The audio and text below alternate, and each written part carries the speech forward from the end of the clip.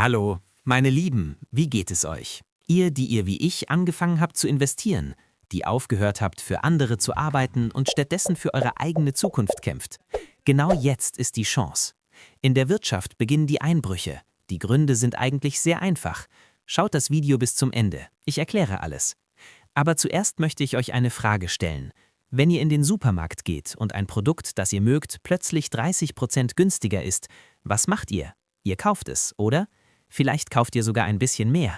Aber warum verkauft ihr Aktien, wenn sie 20% gefallen sind? Die Logik ist dieselbe. Doch sobald Emotionen ins Spiel kommen, verändert sich alles. Erfolgreiche Investoren hören nicht auf ihre Gefühle, sondern auf die Daten. Ihr schaut jetzt wahrscheinlich auf euren Bildschirm und seht die rote Linie in eurem Portfolio. Das ist natürlich etwas frustrierend. Ich habe jahrelang dasselbe erlebt. Ich habe gedacht, es ist vorbei, das funktioniert nicht, das ist alles sinnlos. Aber durch die vielen Rückgänge, durch das Erreichen der Tiefpunkte, habe ich sehr viel gelernt. Und ich erzähle euch das, weil ich früher genauso gedacht habe wie ihr. Der Unterschied zwischen euch und mir ist, ich schaue ständig Nachrichten, weil es mein Job ist. Ich beobachte die Märkte die ganze Zeit. Chancen und kluge Entscheidungen gehören nur den Menschen, die die richtigen Schritte machen. Ich bin ein Unternehmer und Investor aus Hamburg. In meinem Leben habe ich mehrere Krisen erlebt. Die Technologieblase der 2000er Jahre, den Crash von 2008, die Pandemiepanik von 2020. Den Covid-Crash wird niemand vergessen, denn manche haben verloren, andere haben gewonnen. Und jedes Mal habe ich dasselbe bemerkt. Wenn der Markt fällt, gibt es zwei Arten von Menschen. Die einen geraten in Panik und verkaufen, die anderen atmen tief durch, rechnen nach und kaufen.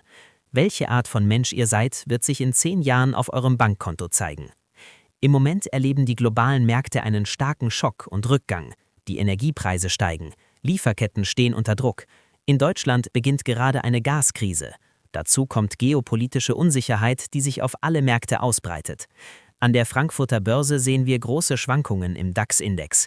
Investoren sind nervös, Fondsmanager sind vorsichtig und die sozialen Medien sind voller Beiträge mit der Aufschrift „Diesmal ist alles vorbei". Aber das ist nur Panik, besonders bei Anfängern. Wenn du aufmerksam und vorsichtig bist, kannst auch du zu den Gewinnern gehören. Denn dieses Bild von Abstürzen, Krisen und Unsicherheit ist mir sehr vertraut. Schauen wir in die Geschichte, denn Geschichte ist der ehrlichste Lehrer der Märkte. 1907. Eine weltweite Bankenkrise brach aus. Die Märkte fielen um 50%. Die Menschen dachten, alles sei vorbei. Was passierte?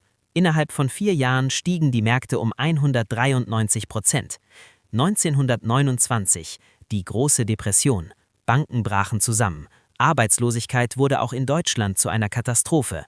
Ein beispielloser Zusammenbruch der Geschichte. Und was kam danach? Wiederaufbau und neues Wachstum. 1987. Der schwarze Montag. An einem einzigen Tag verloren die Börsen über 22%. Zeitungen schrien Weltuntergang. 13 Jahre später, die Märkte waren um 800% gestiegen. 2000, die Dotcom-Blase. Technologieaktien brachen zusammen, Verluste von 40–60%. Doch geduldige Investoren kamen innerhalb von 5 Jahren zurück. 2008, die globale Finanzkrise. Deutsche Banken wurden erschüttert. Die Aktien der Commerzbank verloren etwa 90% ihres Wertes. Aber ab 2009 begann eine der längsten Hossephasen der Geschichte. 2020, Pandemie. Der DAX fiel innerhalb weniger Wochen um 30%. Im Juni erreichte er wieder alte Höchststände und im August sogar neue Rekorde. Und heute? Heute sind wir wieder in derselben Geschichte. Nur die Bühne ist etwas anders. Hier gibt es eine wichtige Zahl. Nach jeder großen geopolitischen Krise seit dem Zweiten Weltkrieg lagen die Märkte 6 Monate später im Durchschnitt etwa 5% höher, jedes einzelne Mal. Außerdem zeigen die Jahre nach Wahlen, also genau die Zeit, in der wir uns gerade befinden, historisch gesehen die größten Schwankungen zwischen Hoch und Tief. Das ist keine Krise, das ist ein Zyklus. Und diejenigen, die Zyklen verstehen, gewinnen. Ich wiederhole das ständig, damit es in euren Köpfen bleibt. Verfallt nicht sofort in Panik. Warum geraten Menschen trotzdem in Panik? Weil Anlegerpsychologie so funktioniert. Wenn der Markt steigt, bist du glücklich und sagst, was für eine kluge Entscheidung. Dann beginnt der Rückgang. Am Anfang denkst du, okay, ich kaufe den Dip. Doch der Rückgang geht weiter. Dein Magen zieht sich zusammen. Du kannst nachts nicht schlafen.